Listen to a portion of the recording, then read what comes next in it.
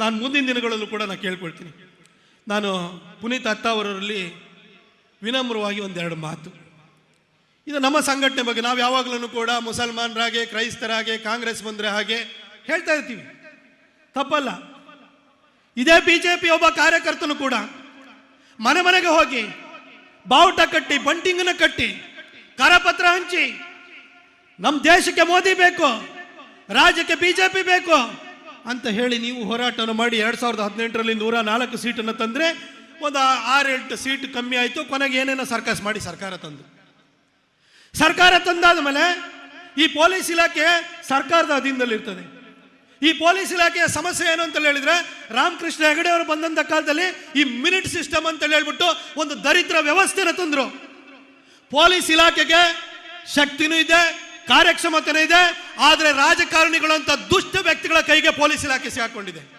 ಸರಿಯಾದ ವ್ಯಕ್ತಿಗಳು ಪೊಲೀಸ್ ಇಲಾಖೆಯ ಚುಕ್ಕಾಣಿಯನ್ನು ಹಿಡಿದ್ರೆ ಪೊಲೀಸ್ ಇಲಾಖೆ ಕೂಡ ಸಮಾಜದ ಕೆಲಸವನ್ನು ಮಾಡುತ್ತೆ, ಧರ್ಮದ ಕೆಲಸವನ್ನು ಮಾಡುತ್ತೆ, ರಾಷ್ಟ್ರೀಯತೆಯ ಕೆಲಸವನ್ನು ಕೂಡ ಪೊಲೀಸ್ ಇಲಾಖೆ ಮಾಡುತ್ತೆ. ಅದಕ್ಕೆ ಉದಾಹರಣೆ ಹೇಳಬೇಕು ಅಂತ ಹೇಳಿದ್ರೆ, ಇದೇ ಭಾಗದಲ್ಲಿ, ಇದೇ ಸುಳ್ಯ ಪುತ್ತೂರಿನ ಗಡಿ ಭಾಗದಲ್ಲಿ ಪ್ರವೀಣ್ ನಟ್ಟಾರ ಮರ್ಡರ್ ಆಯಿತು.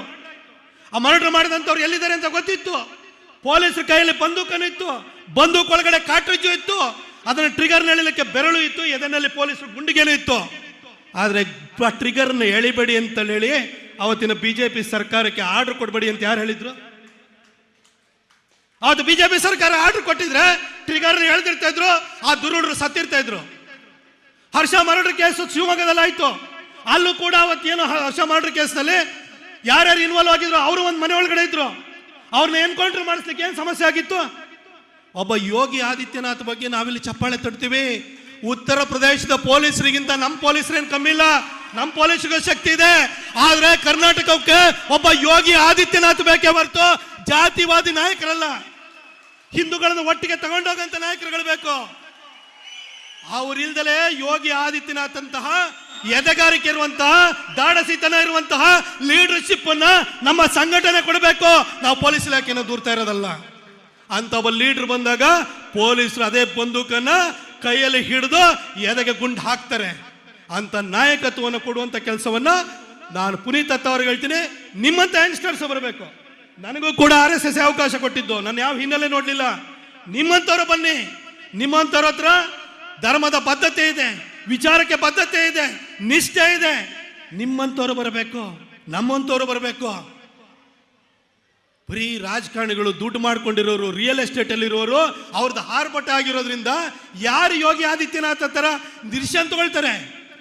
ಅವತ್ತು ಕೆಜಿಹಳ್ಳಿ DJ ಹಳ್ಳಿ ಪ್ರಕರಣ ಆಯ್ತು, ಪೊಲೀಸ್ ಇಲಾಖೆ ಮೇಲೆ ಅವತ್ತು ದಾಳಿ ಆಯ್ತು, DCP ಅಟ್ಟಿಸ್ಕೊಂಡೋದ್ರು.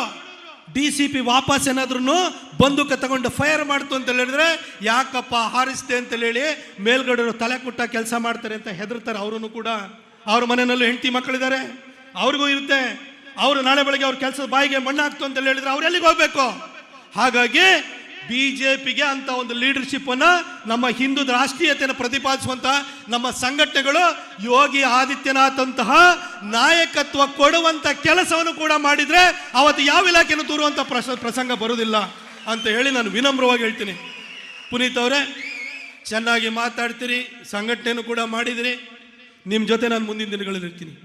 ಖಂಡಿತ ನೀವೇನು ಕೂಡ ಅನ್ಯತಾ ಭಾವಿಸ್ಬೇಡಿ. ನಾವೆಲ್ಲ ರಾಷ್ಟ್ರೀಯತೆಯನ್ನು ಎದೆಯಲ್ಲಿ ಇಟ್ಕೊಂಡಿರುವಂಥವ್ರು. ನಾವೆಲ್ಲ ಒಂದೇ ತಾಯಿ ಮಕ್ಕಳು. ನಮಗೆ ಆ ಜಾತಿ ಈ ಜಾತಿ ಅನ್ನೋದಿಲ್ಲ. ನಾವೆಲ್ಲ ಹಿಂದೂಗಳಷ್ಟೇ. ಈ ಹಿಂದೂ ಧರ್ಮದ ಉಳಿವಿಗೋಸ್ಕರ ನಾವೆಲ್ಲರೂ ಕೂಡ ಕೈ ಜೋಡಿಸಿ ನಾವು ಕೆಲಸವನ್ನು ಮಾಡೋಣ. ದಕ್ಷಿಣ ಕನ್ನಡದಲ್ಲಿ ಇರುವಂಥ ಸಂಘಟನೆ ರೀತಿಯಲ್ಲೂ ಘಟ್ಟದ ಮೇಲ್ಗಡೆನೂ ಕೂಡ ಸಂಘಟನೆ ಕಟ್ಟೋಣ.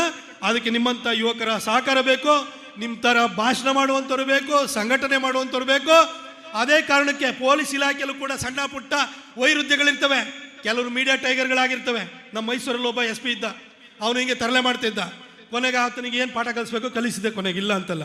ಹಾಗೆಯೇ ಅವತ್ತು ಪುನೀತ್ ಕೆರಳ್ಳಿನ ಹಿಡ್ಕೊಂಡು ಹೋಗಿ ಸ್ಟೇಷನಲ್ಲಿ ಕೂರಿಸ್ಕೊಂಡು ಇದರಲ್ಲಿ ಇಲ್ಲದಲ್ಲ ಅದಕ್ಕೆ ಉಪದ್ರವ ಮಾಡಿದರು. ಅವತ್ತು ಸ್ಟೇಷನ್ಗೆ ಹೋಗಿ ನುಗ್ಗಿದೆ. ಹಾಗಂತ ಇಡೀ ಇಲಾಖೆ ಆ ಥರ ಅಲ್ಲ. ಇಲಾಖೆಯಲ್ಲಿ ಎಕ್ಸಲೆಂಟ್ ಆಫೀಸರ್ಸ್ ಇದ್ದಾರೆ. ಕರ್ನಾಟಕ ಪೊಲೀಸಿಗಿದೆಯಲ್ಲ, ಭಾಳ ಶಕ್ತಿ ಇದೆ, ಕಾರ್ಯಕ್ಷಮತೆಯೂ ಕೂಡ ಇದೆ. ಆದರೆ ಆಳುವವರು ಸರಿಯಾಗಬೇಕು. ಆ ಆಳುವವರು ನೀವಾಗಬೇಕು. ಅದನ್ನು ನಾವು ಯೋಚನೆಯನ್ನು ಮಾಡಿಕೊಂಡು ಮುಂದಿನ ದಿನಗಳಲ್ಲಿ ನಾವೆಲ್ಲ ಕೆಲಸನ ಮಾಡೋಣ ಅಂತ ಹೇಳ್ತಾ ಈ ಒಂದು ಕಾರ್ಯಕ್ರಮ